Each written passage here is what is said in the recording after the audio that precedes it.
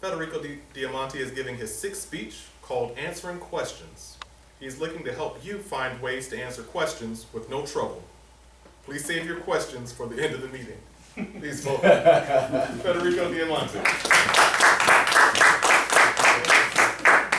Mr. Toastmaster, fellow Toastmasters, and we don't have any guests, so thank you very much for having me as your only guest today.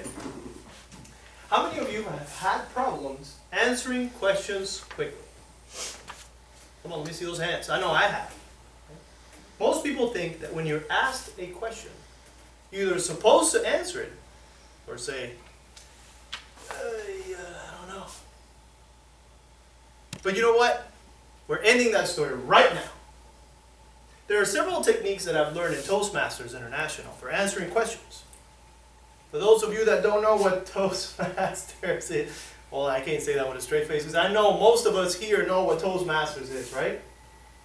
Well, it's a wonderful self-help organization that helps us improve our communication skills, primarily by speaking, listening, and leading. Some of these techniques that I've learned in Toastmasters, I will be discussing 6 of them today. So, we're starting with number 1. We call this one the direct approach. Simply put, if you know the answer, guess what you have to do? Answer, right? Give it. You may want to consider a couple of things though. Before you start answering, there may be somebody else in this room you don't want to hear that answer. At least not in that forum. You know what? It could even be an answer that could open up a can of worms. We don't want to get in trouble, do we? So before you start answering anything, your response may be, you know, I do have an answer, but I need to check on something first. That sounds pretty good, right?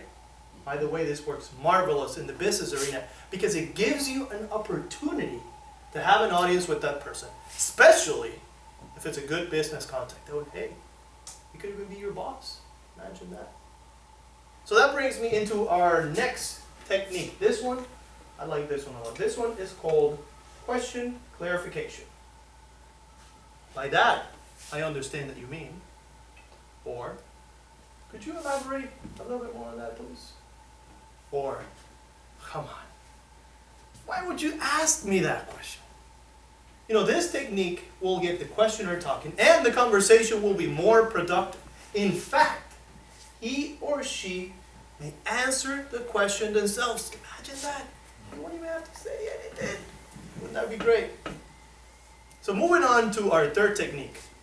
This one's called begging the question, which means you don't really have to answer anything, but you redirect your listener's attention to something else, such as, you know, I'm really glad you've asked me about that.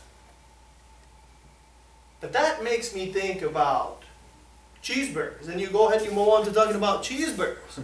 Or pineapple upside down cake. I know somebody over there who likes pineapple upside down cakes. By the way, politicians, they love doing this. We know them, right? We've seen them all the time in those magnificent interviews they do on TV. So let's talk about number 4. Number 4 is called question referral. That sounds pretty self-explanatory. Now, what you do here is when somebody asks you a question, you may say something like, you know what, I do have some ideas about that, but there's somebody here who is an expert. Let's see what she says. Vernon? Right? And then you go ahead and you refer the question to somebody else.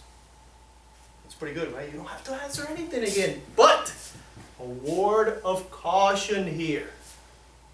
Before you start referring the question to someone else, you have to make sure that you have the attention of them first, right? You state their name first. Then you restate the question with enough information to put it into context. So if she is not listening, she will quickly be brought up to speed and definitely not embarrassed. Thank you. Number 5. Ooh, I like this one. Oh, this is one of my favorite ones. Go ahead. Laugh it up. Use some humor. you may chuckle and say, "You've got to be kidding me," implying that the questioner already has an answer or some sort of opinion.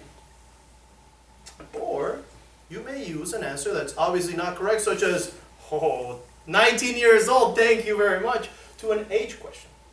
This technique should let the questioner know to back off the subject. You are not going to answer it.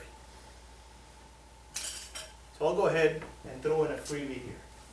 This one is for when you're answering questions that are not really questions.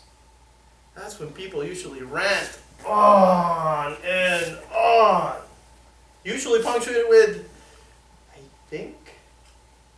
And come on, at the end, they even throw you one of those, "What do you think?" But guess what? They really don't care.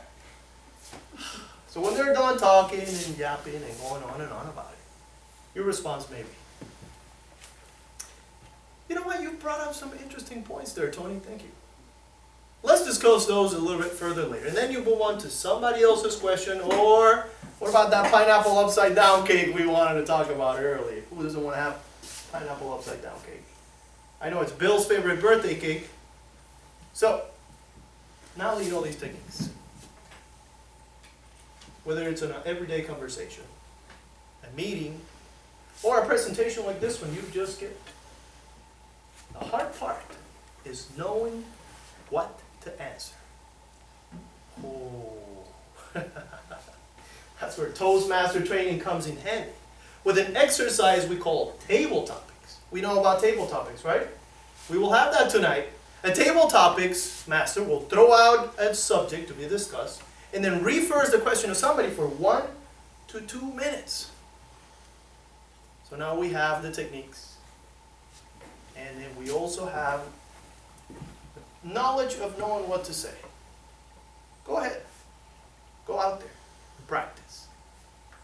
Maybe you can cut down on the times you were asked, "What do you think?" And you didn't leave with yourself thinking, "Oh, I wish I would have said, Mr. Toastmaster,